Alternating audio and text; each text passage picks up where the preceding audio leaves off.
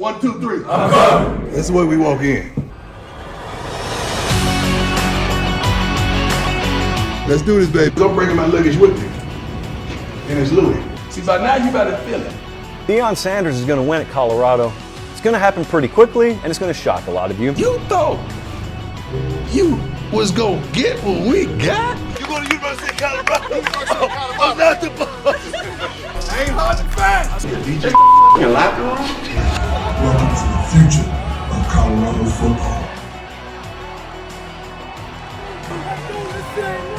All you want is an opportunity to win, to compete, to dominate.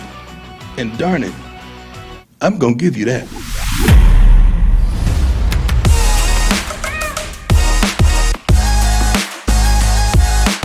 Welcome back to the show, fellow reviewers. My name is Jones, and this is After Further Review.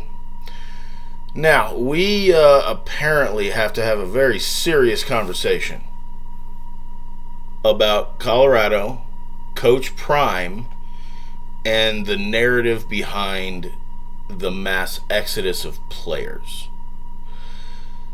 There is no mass exodus of players. There is no trouble in paradise.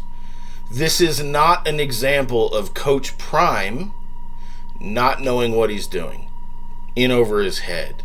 That's not what's happening here. What Coach Prime is doing has literally never happened before.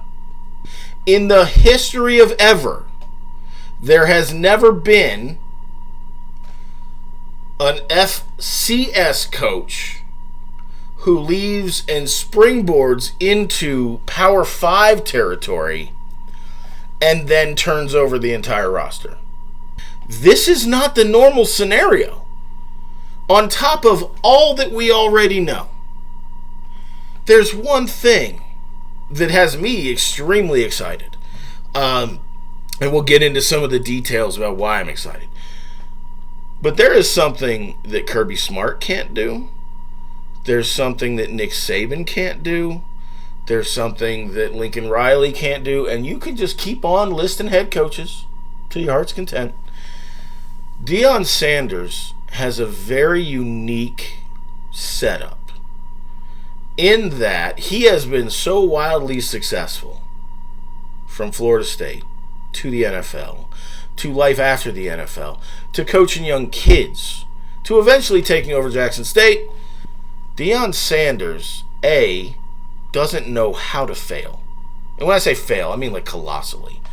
No one is expecting him to win a national championship year one. No one's necessarily expecting a bowl game year one. These are incremental steps of success that we're anticipating.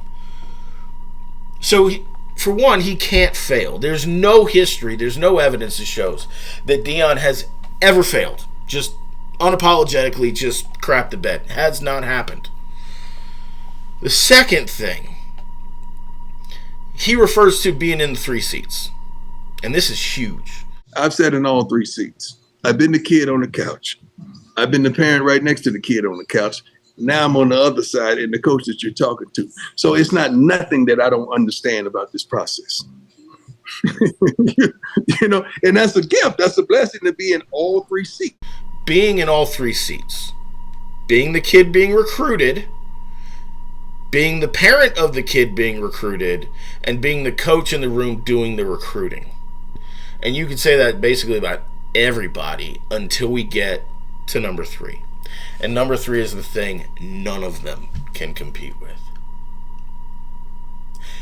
Deion Sanders is Deion Sanders. And as he's mentioned in many interviews over the last 6 months, when he walks in the room, especially right now, age and timeline and generation-wise, he walks in the room as the coach. The kid in question understands this guy is important. But it's the parents that remember him. And it's the parents that when he walks in the room, full stop.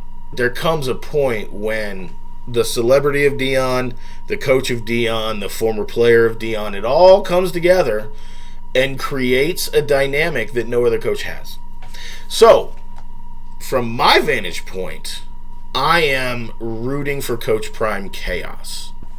Because he can walk into the room and there is more gravitas, there is more of a moment, there are more people in that room freaking out because they're standing in the same room with Deion Sanders, that it is all but guaranteeing an improvement in recruiting and being able to get guys that up until now, Colorado residents, CU fans, CU alumni, never thought you could get.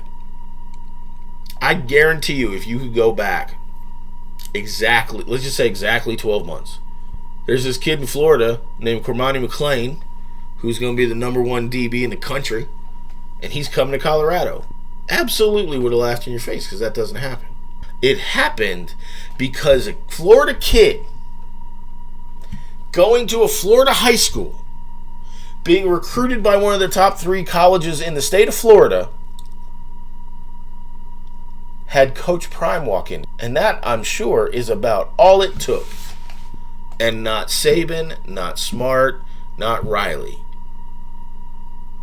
could ever imagine that it would be that simple. Because they were not primetime Deion Sanders. There is a narrative circling the internet, and I'm seeing it from established sports media outlets that you know, all the way down to individual YouTubers like myself that are seeing a headline and extrapolating from that what we normally would. The problem is we can't extrapolate what we normally would because this situation is different. As I said, leading off the show, we've never seen this before. So you can't just assume it's the same as what it would have been had it happened before. And that narrative is that there's a mass exodus of players and that there is a disturbance in paradise. Or that Deion Sanders is in over his head. Now, you can believe that if you want. But when you really look at all the information, it doesn't make sense. There's nothing about this that makes logical sense. That someone who is proven they lack the ability to fail would just take on a job like this and then just wet the bed. And like many things, whether we're talking about CU and the player exodus or we're talking about the NBA GOAT debate, which is coming, by the way, there is a right and wrong way to arrive at a declarative conclusion. There's no easy way to look at that. You can't just read 30 players from Colorado jumped in the transfer portal in the last week and that equals trouble in paradise. We got a few positions already taken care of because I'm bringing my luggage with me. And it's Louis. I'm coming to restore, to replace, to re-energize some of y'all that are salvageable. I'm not gonna lie, everybody that sits their butt in the seat ain't gonna have a seat when we get back. It ain't gonna be no more of the mess that these wonderful fans, the student body, and some of your parents have put up with for probably 2 decades now. You guys have accepted it. And you've begun to be complacent with it.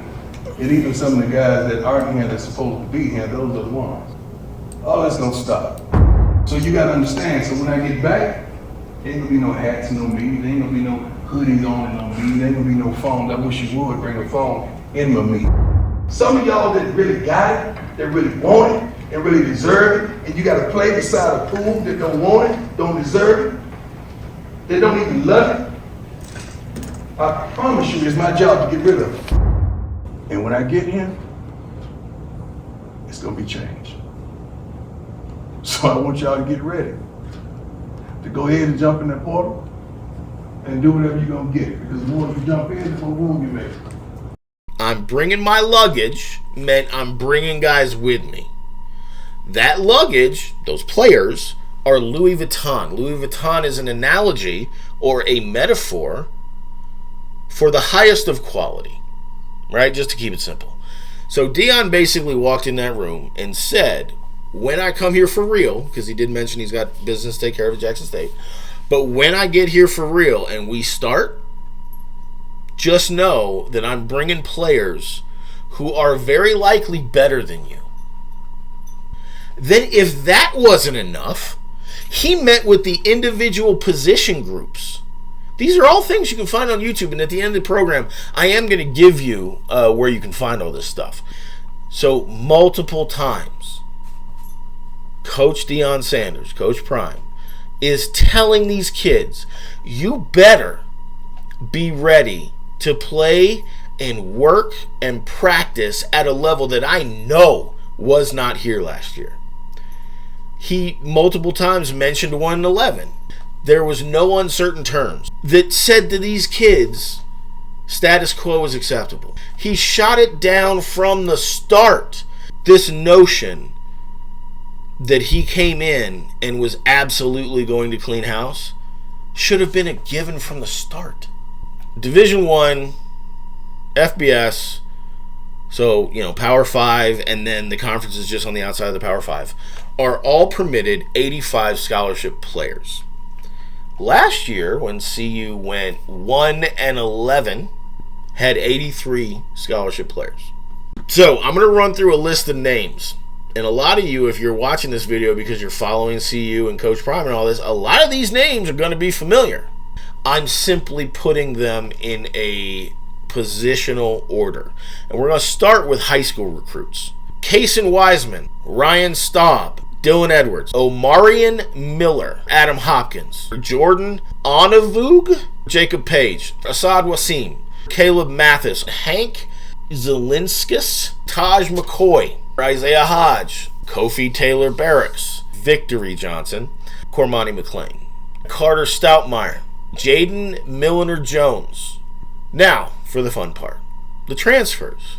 Oh, by the way, the high school list was the short list. All right, transfers. Again, these should be all familiar names. Shedeur Sanders, we knew that. Kavasier Smoke from Kentucky. Jalen Ellis from Baylor. E.J. Horton from Marshall. Tavares Dawson, Auburn. Willie Gaines, Jackson State. Xavier Weaver, USF. Jimmy Horn Jr., USF. Reggie Young II from Liberty. David Connor from Florida State. Jack Bailey from Kent State. Tyler Brown from Jackson State. Landon Beebe from Missouri State. Savion Washington from Kent State. Amari McNeil from Tennessee. Bishop Thomas from Florida State. Chaz Wallace from Old Dominion. Derek McClendon from Florida State. Deve Harris from Old Dominion again. Savell Smalls from Washington. Jordan Dominic from Arkansas. Leonard Payne from Fresno State. Shane Cokes from Dartmouth. Tage Alston from West Virginia. Brendan Gant from Florida State. Demoy Kennedy from Alabama. Levante Bentley from Clemson. Jeremiah Brown from Jackson State. Cameron Silman Craig from Jackson State. Roderick Ward from South Utah. Vito Tisdale from Kentucky. Miles Slusher from Arkansas. Omarion Cooper from Florida State. Jaquez Robinson from Alabama. Kendrick Breedlove from Ole Miss. Jace Feely. He don't miss. Alejandro Mata, who might be my favorite non-skill position player on the CU Buffaloes. Mark Vassett from Louisville. Travis Hunter. We also have 3 JUCO transfers of note. And there's about 12 total JUCO transfers, but these are the ones I'm just going to throw out. Kareem Harden, who's an offensive tackle. Jack Wilty, who is an offensive lineman. I'm not sure where they'll play him. And then another offensive lineman, Isaiah Jada. For those of you that weren't sitting there with a clicker the entire time, we start with 83 scholarship players. That's if nobody leaves. So at that point, with an 85 limit, that would mean, in theory, that Coach Prime has 2 spots that he can recruit for. Well, we know Deion is not coming to CU to only have 2 guys that he's bringing into the fold. Like, that's not a thing. So let's do the math. 83 scholarship players, plus the 59 high school and college transfers I just rattled off. 59. You know where that puts us? It puts us at like 138. Technically, by math, it's 142, but we're going to talk about the 4 guys that left. So 142 becomes 138. Are you seeing where we're going here? He's overturning the roster. Why on earth would he bring in what was it, 59 recruits to play in the fall if he didn't have every intention of moving at least 56 players. We're at 41 right now. We're not even at the finish line yet. And there are people that think there's trouble in paradise. What are we talking about? Of the 41 that left, 4 of those were Deion recruits. And while I don't think this puts egg on his face, these are names that we do need to talk about. And there's one in particular. Now, Aubrey Smith, the linebacker from Jackson State, is shocking. Another one, cornerback Tavion Beasley. I'm shocked if any corner leaves once prime comes. So, Tavion Beasley, also in the portal. And then the other one that was a little shocking, because this was a big get, edge rusher Taylor Upshaw from Michigan. That one, okay. Number 4. Number 4 is the one I want to talk about because it's the one that hurts. Seydou Zico Traore was a tight end that came out of the NFL Academy out of London. This guy, physically, I'm looking at this guy's measurables and going, oh, he could be a freak. Especially with Shador and the speedy Florida receivers. That whole middle of the field could be wide open for him. If you're following all of the extracurriculars surrounding CU, there was a sense early on that this guy was a character and that he was going to be legit and he could be maybe an X Factor type of guy. And then the more we watched, the less we'd hear of him. Next thing you know, well-off media reached the people, and even the pregame are putting out videos, and I couldn't tell you the last time I saw Zico. And Zico was in the transfer the moment the transfer window opened. So where we're at, we have 83 players plus 59 players gets us 142. The 4 that left bring it down to 138. And now what we're left with is Deion still has to get from 138 down to 85. So factor in the 41 kids that left, and we are still under the mark. I remember sitting in Folsom Field looking at the roster on the team website on my phone, and I'm looking at it going, after Jimmy Horn and Travis Hunter, and maybe a defensive player here and there, the vast majority are not here after the spring game was over when he had his post-game press conference. He kept reminding people, the team you saw today is not the team we'll have in the fall. I can think of at least 4 different instances in that press conference, 4 different times. He has said, this is not the team it's going to be. I was looking for certain people to do certain things, and the certain people that I was looking for to do certain things, they did those things really, really well. I understand it will be a lot of product that we're going to get in that won't be out there. They competed. I was happy. I told them I loved them. I was proud of them. Everybody competed. Oftentimes, the kid is holding all the cards, and you're trying to see if he's going to choose you. We're trying to see if we really want him. Because it's a certain standard that we have. I mean, it's a certain, when I talk about smart, tough, fast, discipline with character, I'm not playing. I'm serious about that. I have a certain approach and I don't fluctuate from that. And I want what I want, and I'm going to get what I want. You all know that we're going to move on from some of the team members, and we're going to reload and get some kids that we really identify with. A lot of players transferring out like at an alarming rate. But is that a testament to you, switching out your Louis bags for the Walmart bags? I didn't kick them out. They walked out. Spring game? We got to make some decisions. That's going to be on me now. That was on them. Now it's on me. So, time someone quits a few days before the spring game, that should tell you a lot. We don't look behind us, man. We look ahead. He, in another video on Well Off, even referenced that he had a conversation with Coach Mathis of the DBs, who was really kind of going after the guys, saying that they're just not performing good enough. And Deion pulled him aside and said, bro, you don't have 3/4 of your starting unit. This team may not be stacked by Georgia or Alabama standards, but the guys leaving are leaving because they know there's no room for them. Deion Sanders is not fumbling a damn thing. I do want to get into one comment that keeps coming up. That this isn't fair to those kids. Would you get all the way up out of here with that nonsense? I understand it when we're talking about Rec League, or when we're talking about Pop Warner, or when we're talking about a community football program. Yeah, absolutely. Fairness is very important. These are adults. They may not be adjusted adults yet, but these are technically adults.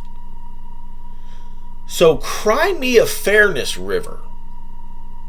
Part of the problem of college football is the delineation between the notion that a 22-year-old 4-year starter is to be treated like a child, but a 21-year-old who's starting the Pro Bowl is a well-adjusted adult.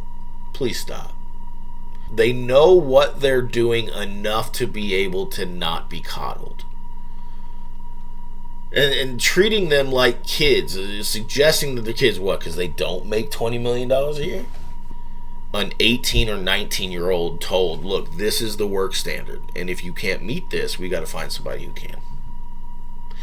Because I guarantee you, when you were 21, 20, 22, 25, whatever it was, working a job, a real job for real people, they weren't like, oh, it's fine, you're only 22, don't worry about it. No, they held you to that standard. And it's the same thing here. It's a standard. You need to maintain a certain standard. And Deion Sanders let it be known what his standard is. And 41 guys decided that they either didn't have it in them, didn't want to work that hard, or were worried that they just don't have enough tape to show scouts that they need to go somewhere where they're getting playing time. That, by the way, I don't hugely criticize people for. If a guy like Lamonius Craig, when he left, I get it. Dude went off in the game. He was the leading stat getter who is not named Shedeur Sanders. He was putting tape out there. It may only be spring game tape, but he put tape out there. Because he knew that when these other 8 wide receivers show up, he'll be lucky to be in the top 6. So he made a business decision for himself and said that if I leave here, and go, and I forgot where he went, but it was absolutely a step down from Colorado. He went there because he knows he's going to be the guy and he's going to get some tape out. And scouts have something to look at. Whereas if he stays, he's a cheerleader. Perfectly fine, right? And I'm sure half of these guys are making business decisions. Coach Prime is executing his plan almost to perfection. 4 guys he thought he was going to have aren't going to be here. They'll bring more guys in. So if you take anything away from this, the most important thing is that this is not a negative reflection on Deion Coach Prime Sanders. If anything, it's confirmation that he was the right guy for the job. And he's not going to take 4 years to become relevant. They're going to be relevant now. Now, relevant's a loose term. They will be a team people will watch. I'm very hopeful. As I mentioned, I'm rooting for Coach Prime Chaos. I want this to be wildly successful. I want it to be wildly successful right away. If you're paying attention to all this, and you know even a little bit about college football and how these schedules go, if your automatic reaction to what's going on in CU is not somewhere in the ballpark of 6 to 9 wins, then you are increasing small details in order to minimize larger ones. in order to sell yourself something. I can't fathom them not winning at least 6 games. That just doesn't compute for me. If this narrative intrigues you about Coach Prime and all these players that you're hearing, they're leaving Florida and Texas, California, and going to Rocky Mountain, Colorado, I do want to offer up some channels. The first few of these should be stupid obvious. Number one, it is not up for debate. If you want access to CU, the number one channel you need to be following, and this should not be a surprise, is Well Off Media. It doesn't end there. There are family connections throughout. So, number 2 is Reach the People. Reach the People is done by Darius. He feels like cousin Darius. If you're familiar with this, you know what I mean. Deion Sanders Jr. and Darius are never terribly far apart. A lot of the stuff that covers on Well Off Media will also cross over to Reach the People. Those two for sure. The third one, and the reason I say that this is third and not second is because I am operating under the assumption that Neely isn't always around. Number 3 would be the pregame show with most of us who think of CU affectionately are now referring to him as Uncle Neely. Uncle Neely did the pregame YouTube channel back when Deion was at Jackson State.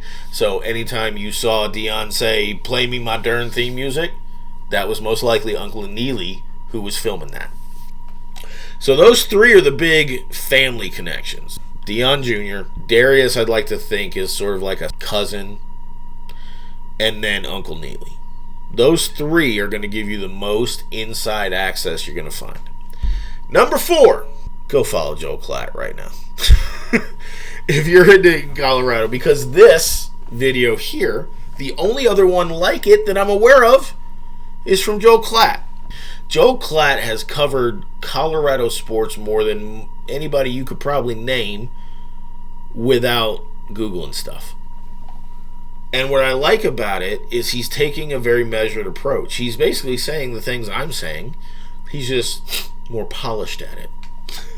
That's what happens when you do TV. You know, his videos tend to be 10 to 30 minutes long, and I've never watched one where I felt like my time was wasted. So, definitely on the list. Now, number 5 is where I get into a little bit of trouble. I would absolutely be remiss if I did not put my name on this list somewhere. I'm not putting myself above Well Off, Reach the People, the pregame, or Joel Klatt, because all 4 of those absolutely have more access than I do. So I'm going to slide my own name in at 5. Now, this is only video 1 of the CU coverage, and we're going to do a whole lot more. Rest assured that if there's another talking point, storyline, headline that people are getting wrong, I'm absolutely going to jump in here and address it. So, again, my channel is not dedicated to CU like a lot of these are, but if you like football and basketball, and if you like movies and TV shows, CU's in that mix. It's very much CU against the world, but I will be covering CU as things unfold. Now, the next one is interesting, and I bring them up because, like me, you're not getting exclusively CU stuff. But number 6 is DNVR. Literally looks like Denver without the E's. These are some young guys. Really respect the grind that they're doing. They're really carving out a place for themselves. You're going to get CU, but you're also going to get Avs. You're also going to get Rockies. You're going to get Broncos. So I definitely think that the DNVR guys are definitely worth looking at. Fun side note, if all of this is news to you, the DNVR guys actually did, I want to say it was a 2 or 3 part video with Uncle Neely.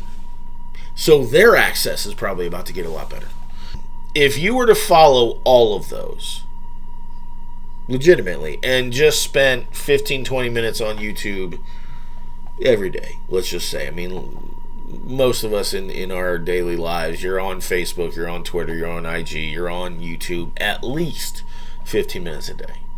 If that's all you did and just sort of scrolled through your feed, you're going to find that you are more informed than, 90% that are not following those people.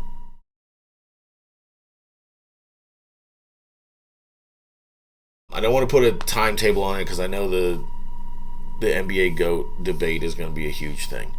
But at some point, let's say within the month, hopefully, there will be a video on this channel that discusses college football in greater detail and explains why I believe it's broken and how to fix it. And Coach Prime, if he's successful, will be the catalyst that leads to that. And then obviously look forward to movie reactions, exposés on things that I believe need a second look, because at the end of the day, this entire channel is all about reviewing things, looking at something a second time, trying to find that other perspective. And when we can do that, maybe we can elevate or demote something to its proper location. So I hope you made it all the way through. I definitely appreciate you guys sticking around. Keep checking periodically, because I'm sure there's going to be something on here that's going to strike your fancy. So thank you for joining us on another episode of After Further Review. We'll see you next time.